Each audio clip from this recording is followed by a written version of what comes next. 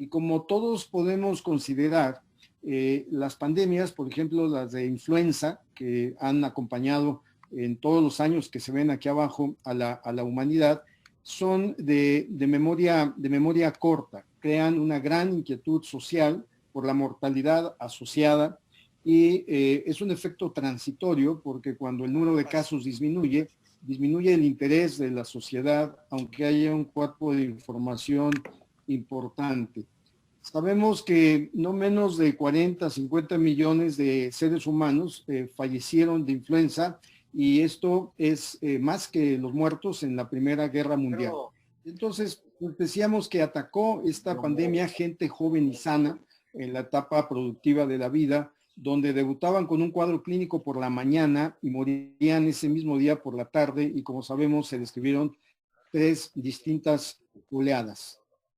En México estaba el conflicto armado de la Revolución Mexicana y se calcula que aproximadamente en ese año hubo 450,000 víctimas de influenza en nuestro país. Y es de destacar la actitud de la entonces Escuela Nacional de Medicina de la UNAM, en donde mandó a los pasantes de medicina con 2 pesos oro y estos 3 fármacos que vemos aquí abajo, quinina, ácido acetil salicílico. Y entrando en materia, sabemos que alrededor de esta fecha, 9 de noviembre del 2019, con un intervalo de confianza que va desde el 25 de septiembre al 19 de diciembre de ese mismo año, aparece en Wuhan, en el centro de China, este nuevo virus SARS-CoV-2 que rápidamente se diseminó a todo el mundo y ocasionando múltiples estragos. Yo tuve la suerte de ser invitado a hablar de esto en el Congreso de los Cuidados Intensivos de la Sociedad Americana el año pasado. Fue la conferencia que cerró el Congreso el 19 de febrero y recuerdo todavía que en el hotel le agregué este pequeño rubro de COVID-19 porque cuando yo preparé y envié a los Estados Unidos la plática, no se llamaba COVID-19. Y desde entonces tuve oportunidad de sumergirme en esta literatura y mucho de lo que voy a hablar está y lo podrán encontrar en esta editorial publicada en noviembre del año pasado que se titula Pulmón Post-COVID, justo el tema que hoy nos ocupa. Esta es la situación hace un mes, al 26 de enero, confirmados prácticamente 100 millones de casos, los hemos rebasado, mortalidad de más de 2 millones de seres humanos. El mapa se ha pintado de rojo en todo el mundo, incluso el continente africano va para allá, y México destacando en número de casos y número de fatalidades. Como todos sabemos, el SARS-CoV-2 se une al receptor de la enzima convertidora de la angiotensina humana 2 y el periodo de incubación descrito desde China son 5.2 días, con un rango de 2 a 7. En los primeros 7 días, generalmente hay un cuadro inflamatorio más o menos leve, tos, fiebre, hipoxemia, y es hacia la segunda semana, sobre todo del día 8 al 10, en que puede aparecer formas graves de insuficiencia respiratoria. Y es hacia la tercera semana, entre el día 14 y 21, en donde este grupo de pacientes tienen un máximo riesgo de muerte. Y aquellos pacientes que permanecen inflamados a nivel alveolar por 3 semanas o más, tienen claramente un riesgo, como veremos, de desarrollar una neumonía intersticial difusa. Tenemos una coincidencia muy importante. Los factores de riesgo descritos para COVID-19, edad, sexo, ciertas comorbilidades como hipertensión arterial, diabetes mellitus, cardiopatía isquémica, obesidad, entre otras, son exactamente los mismos factores de riesgo de la fibrosis pulmonar idiopática. La gran mayoría de los pacientes cursan con cuadros leves a moderados y solamente un 20% hacen insuficiencia respiratoria. 2/3 partes de ese 20% es una insuficiencia respiratoria que puede apoyarse con métodos de oxígeno suplementario, alto flujo, y el 5%, la cuarta parte de los de insuficiencia respiratoria, cursan con formas graves, tienen que ser generalmente intubados y llevados a un área crítica. Esto está descrito desde China y vemos aquí esta hermosa dibujo publicado por la doctora Lorraine Ware en el año 2000 en New England. A la izquierda, un alveolo normal con estas células planas, los neumocitos tipo 1, y estas otras, los neumocitos tipo 2, las primeras células de revestimiento y los segundos con sus cuerpos lamelares, productores de dipalmitoilecitina, que es la estructura bioquímica básica del factor surfactante que nos evita el colapso de los alvéolos. Y a la derecha tenemos el cuadro de un distrés respiratorio con un exudado inflamatorio exuberante.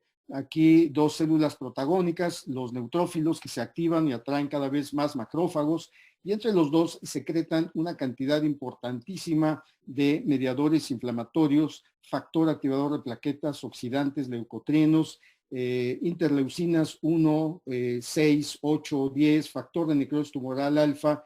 Se crea aquí un desastre inflamatorio y perece la célula endotelial tipo 1. Vean cómo está totalmente denudada la membrana basal y está sustituido por membranas hialinas. Hay edema en el intersticio pulmonar con activación de la procolágena tipo 3 y se abren la permeabilidad del endotelio capilar pulmonar, lo cual permite la fuga de líquido importante hacia el intersticio y el espacio alveolar.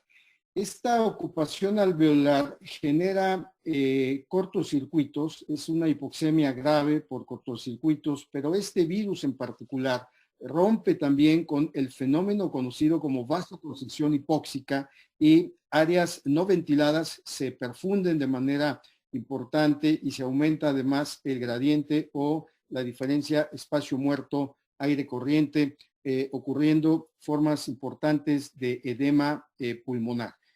Conocemos la representación histológica, el daño alveolar difuso en sus tres fases, la exudativa con congestión, edema y hemorragia, la proliferativa con proliferación de neumocitos 2 y fibroblastos, y la fase crónica o fibrótica con remodelación de la arquitectura pulmonar y remoción por tejido fibroso denso. Estas son algunas láminas de análisis histológico y ultraestructural abajo a la izquierda del pulmón con distrés respiratorio. Y obviamente existe un conglomerado inflamatorio muy importante. Aquí vemos muy elegantemente las membranas hialinas. Y en esta microfotografía electrónica vemos del lado del espacio alveolar la ausencia de células epiteliales. Está barrido totalmente el neumocito tipo 1, se expone la membrana basal y del lado vascular, este es un capilar, igualmente solamente hay vacuolas de células endoteliales, está pelón el endotelio capilar pulmonar y estas células se inflaman, una endotelitis importante. Esta lámina trata de resumir los 4 mecanismos fisiopatológicos básicos de la lesión multiorgánica en esta enfermedad. Tenemos por un lado, una vez que se unen al receptor específico, el efecto citotóxico directo. Aquí vemos una célula, un neumocito plano tipo 1, nadando, está muerto, está destruido en el espacio alveolar. Y en este recuadro, a mayor aumento, vemos los viriones del SARS-CoV-2 que en el cuadro de arriba a la izquierda se muestran a una mucho mayor amplitud. Esto es muy claro, hay un efecto citotóxico directo, pero además se agrega una importante desregulación del sistema renina-angiotensina-aldosterona con los efectos esperados de remodelación de la lesión tisular, inflamación, vasoconstricción e incremento de la debilidad vascular pulmonar. El tercer daño es el que hacía mención hace un momento, daño de la célula endotelial y tromboinflamación, una endotelitis con disminución de la fibrinolisis, aumento de la producción de trombina y activación del complemento, y no menos importante, una desregulación importantísima de la respuesta inmune, en donde en un ambiente de linfodepresión se sobreactiva la inmunidad innata y viene el famoso síndrome de liberación de citocinas. Este es un paciente del instituto con una malignidad hematológica que indicó hacer un PET, no por el COVID. Pero lo aprovecho para mostrar estas imágenes en donde en la tomografía pues se ve vidrio deslustrado, perfusión, no tan grave, ¿verdad? Un patrón de ocupación incompleta. Vean la tremenda captación por la inflamación del pulmón. Aquí pueden ver cómo hay total correspondencia entre las zonas que captan el PET y las zonas inflamatorias en la tomografía. Pero independientemente de poder haber daño alveolar difuso, también se ha descrito inflamación linfocítica en el pulmón post-COVID. Este es un ejemplo en donde hay un infiltrado linfocítico intersticial y sobre todo perivascular con trombosis. Vemos aquí los vasos de los septos alveolares con fenómenos de trombosis señalados por las cabezas de flecha. Y un tercer patrón descrito patológicamente en COVID es neumonía organizada del tipo criptogénico. Vean aquí los cuerpos de masón, este tejido mixoide dentro de los bronquiolos. Se han descrito recientemente dos fenotipos de distrés respiratorio inducido por COVID-19 a nivel histológico. Uno en donde hay mucha inflamación, sin embargo, no hay una repercusión importante hacia la fibrosis, y otro en donde hay menos partículas virales, son estas que están teñidas en café, captan muy poquito, pero hay una tremenda proceso inflamatorio que después en las fibras elásticas tiñe de manera muy, muy intensa. Y además, esto se asocia con fenómenos de trombosis importante, como podemos ver en esta reconstrucción tridimensional. Conocemos los estadios histológicos del distrés respiratorio desde los 70s, los 80s, principios de los 80s del siglo pasado, las tres fases famosas, exudativa, fibroproliferativa y fibrótica, que en COVID-19 corresponden a los patrones tomográficos de vidrio despulido, crazy paving o pavimentado, imágenes pavimentadas y de consolidación en la tomografía. Y sabemos que no son periodos que no se imbrinquen, sino que cuando todavía hay mucha fase exudativa, inicia la fibroproliferativa, y cuando está esta en pleno curso y aún está exudando esos alveolos, empieza la fase de fibrosis. La mortalidad es bien alta dependiendo de algunas variables, la gravedad, el control del insulto inicial y la prevención de más daño, en la forma sobre todo de evitar infecciones secundarias y no caer en falla orgánica múltiple. Este tremendo proceso inflamatorio probablemente se refleje en estas medidas de incapacidad de la población a largo plazo de los sobrevivientes de distrés respiratorio, en donde ven claramente una recuperación incompleta. En el rojo, por ejemplo, podemos ver que solo el 30% de los sobrevivientes a 6 meses ha regresado a actividades productivas, y a un año menos del 50%. Para COVID no es distinto. Estas son esta y la siguiente, dos series europeas de pacientes dados de alta con COVID. Y vean tanto en naranja para pacientes de terapia intensiva, como en azul pacientes de piso, como tienen en importantes porcentajes fatiga y disnea. Y esta otra serie, pues lo mismo, importantes porcentajes post-COVID de fatiga y disnea. ¿Por qué esta población tiene disnea? Bueno, esta es una curva presión-volumen en punteado, una distribución normal de un sujeto con características normales de elasticidad en el aparato respiratorio y cómo se luxa la curva hacia abajo y a la derecha cuando hacen un proceso intersticial. Estos sujetos, para mantener un volumen corriente, un volumen de aire más o menos adecuado con el esfuerzo, tienen que hacer mucho trabajo y ni siquiera así lo logran compensar. Aquí a la izquierda tienen ustedes el incremento en la ventilación desde posición de reposo hasta esfuerzo, expresada la ventilación en litros por minuto, y el negro ven cómo va aumentando el volumen corriente. Esto es lo que nos sucede a todos cuando hacemos esfuerzo físico. Y esto es lo que puede hacer el enfermo intersticial. Puede aumentar bien poco el volumen corriente y eso baja su rendimiento físico. Lo puede incrementar poco porque las características mecánicas son distintas. Vean nada más la característica de esta curva, flujo-volumen de un sujeto normal en inspiración y en exhalación. Y vean un sujeto, estos dos son ejemplos de enfermos intersticiales. Las características de la curva cambian de manera muy importante, existiendo además una importantísima disociación neuromecánica en donde el esfuerzo respiratorio no es proporcional a la respuesta mecánica obtenida. Esto llega a la corteza cerebral por un mecanismo de feedback y este es el inicio de la disnea.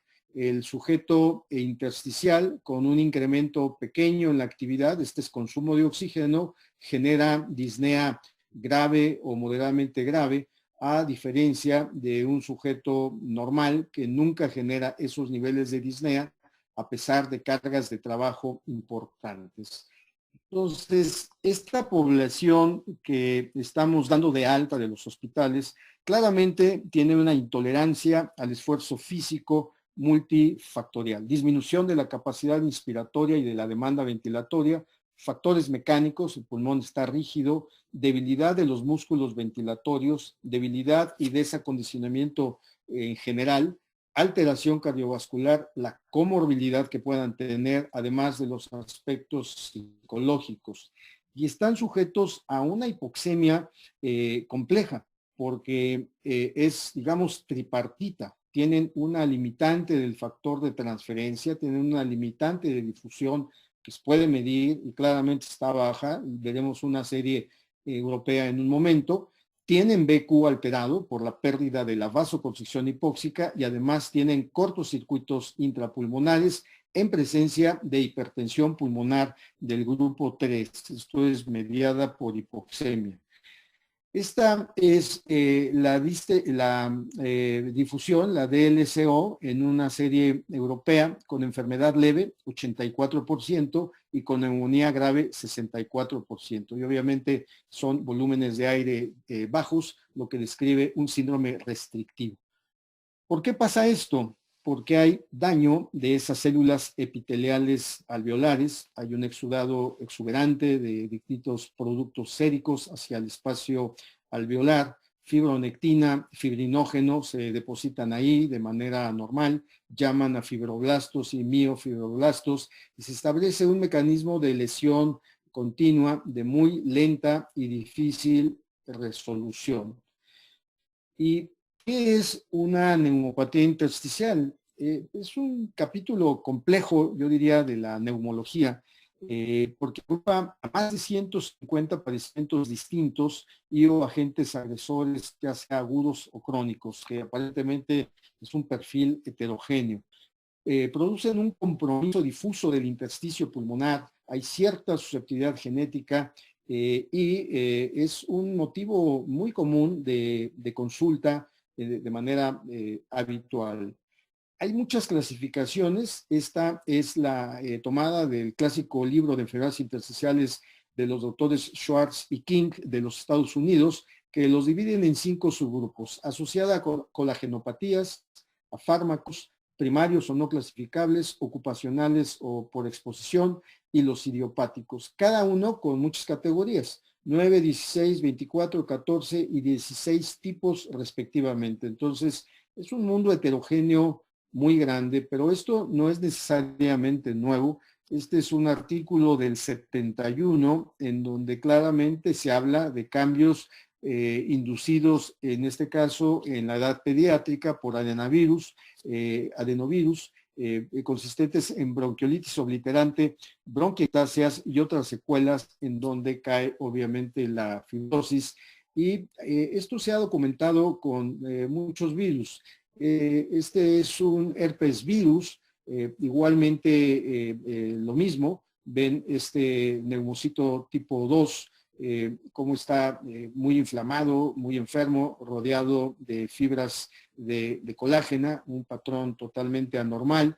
Y cuando se da un tratamiento antiviral, comparativamente con el control, no se ven estas zonas azules en el tratamiento antiviral que denotan cambios estructurales de fibrosis pulmonar. Entonces, claramente hay una relación y es una relación que puede cambiar el curso natural de la enfermedad con intervención con fármacos. Esta diapositiva intenta señalar cuáles son los mecanismos de daño epitelial pulmonar inducido por virus, efecto citopático, efecto de quimoquina sobre los macrófagos que se activan, sobre los fibrocitos, factores de crecimiento profibrótico que estimulan fibroblastos, miofibroblastos y el estrés del sistema retículo endotelial que induce básicamente fenómenos de oxidación y apoptosis.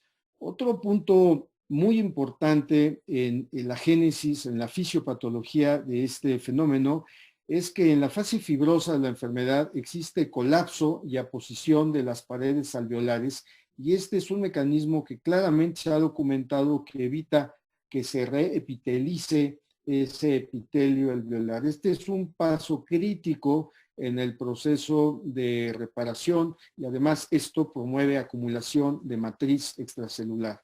Y esto es lo que vemos con mucha frecuencia con nuestros enfermos. Un individuo normal que se infecta, llega al hospital o incluso se queda en su casa con tratamiento ambulatorio, oxígeno, prono en la casa, se inflama y eventualmente unas semanas después, pocos meses después, desarrolla fibrosis pulmonar. Estos son algunos ejemplos de tantos que tenemos a 3 meses después del COVID.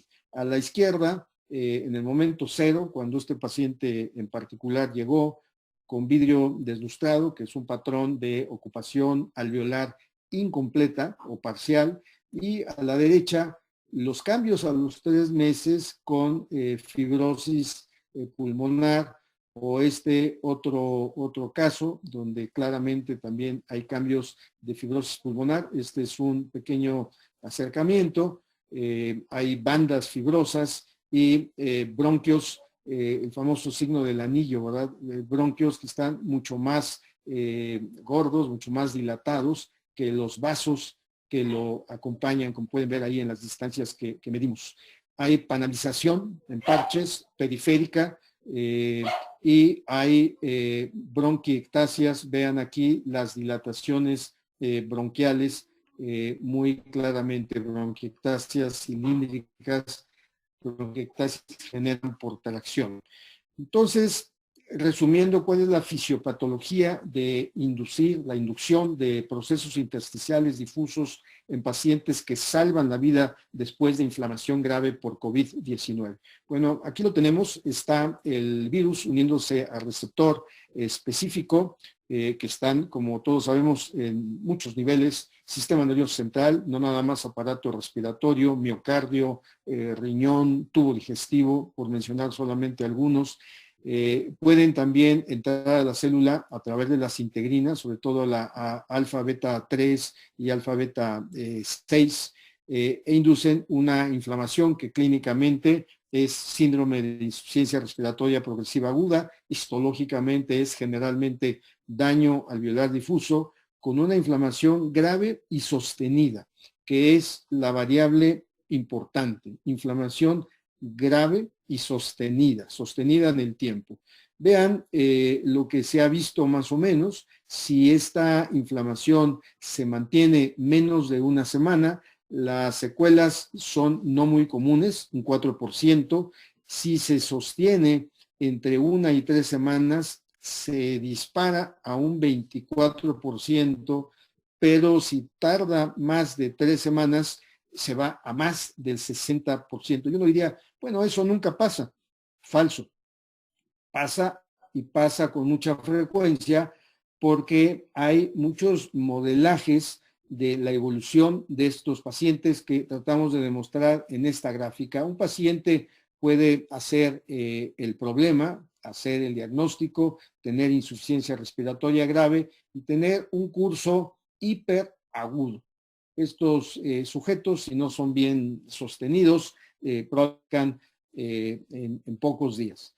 Pero los pacientes pueden tener un curso indolente, ¿verdad? Sostenido en el tiempo, por incluso semanas, y tener un curso bifásico. Esto es una segunda ola inflamatoria, y se ha descrito también pacientes con una tercera oleada inflamatoria. Esto es una evolución trifásica, y entonces tenemos pacientes que duran meses inflamados en las terapias intensivas. Cuando es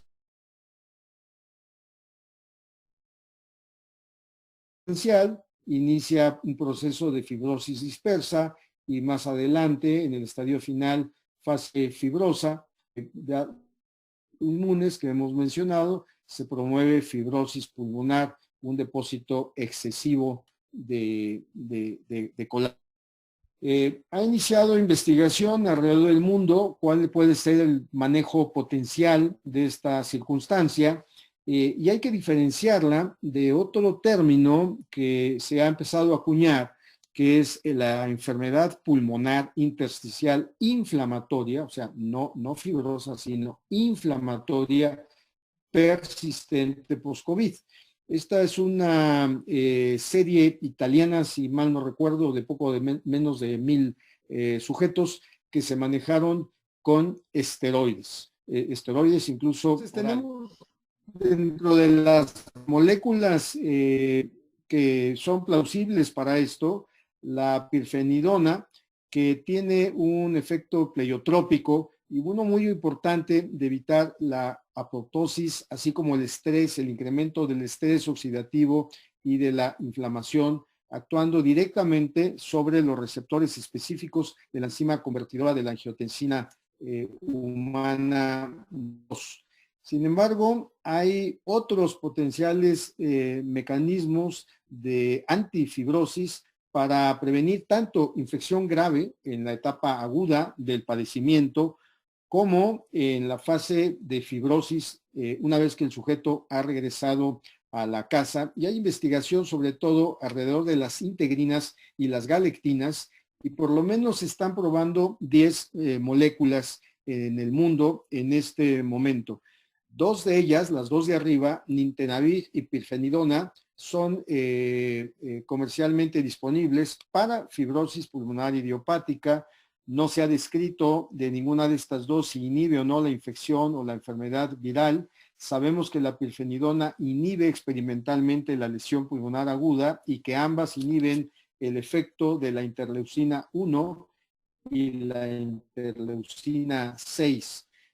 Dos series chinas y dos series europeas están siguiendo esto, y estos son algunos pacientes nuestros en el instituto con resultados preliminares. En el 0, vean ustedes un sujeto en la fase aguda de la enfermedad, patrón de vidrio deslustrado, periférico, subsegmentario.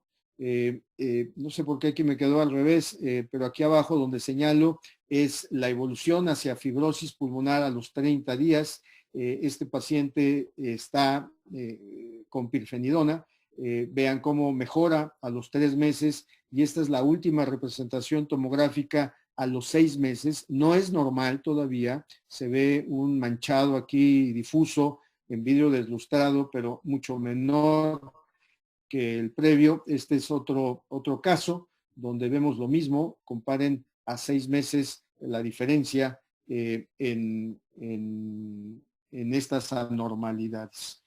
Entonces, para terminar esta charla y escuchar sus preguntas, sus comentarios, podemos preguntarnos qué es el pulmón post-COVID. Creo que el pulmón post-COVID es la pandemia que viene. La primera vez que hablé de este tema en particular fue en septiembre, invitado por la Sociedad Médica del ABC, y la llamé COVID-22, porque creo que es lo que nos va a ocupar a los sistemas de salud de manera muy importante a partir del año entrante. Tenemos enfrente de nosotros un potencial incremento, importantísimo incremento de casos con fibrosis pulmonar que tiene la característica de ser progresiva, ¿verdad? Quien tenga fibrosis fibrosis, como sabemos, es sintomático y a una escala desconocida que no podemos todavía imaginar. Después de la pandemia del SARS en 2003, el 5% de los sobrevivientes sabemos que desarrollaron alguna forma de enfermedad intersticial difusa. Sin embargo, lo que estamos viviendo, COVID-19, es más serio, más grave, más inflamatorio, más largo que lo que pasó hace casi 20 años en China y Canadá. Y si vemos el otro coronavirus de este siglo, el MERS, el del Medio Oriente, que fue bravísimo, una mortalidad muy alta y que eventualmente se confinó, se redujo y solito se controló, no se sabe por qué, es un misterio. Para terminar, solamente mencionar que esto será una carga formidable para los sistemas de salud en todo el mundo, afectando algo precioso que es la calidad de vida de la sociedad y que por lo tanto requiere abordaje e investigación. Solo para dimensionar el tamaño del problema, les muestro esta última tabla. Ahora no avanza, que está aquí. De los primeros meses en el instituto se recibieron con este diagnóstico cerca de 4,000 enfermos. Entonces, si esto es el 5% que harán fibrosis o es el 30%, no lo sabemos. Nosotros estimamos que va a estar aproximadamente entre un 9 y un 10% de la población sobreviviente. Y son tantos millones en el mundo que esto será un golpe muy fuerte para los sistemas de salud.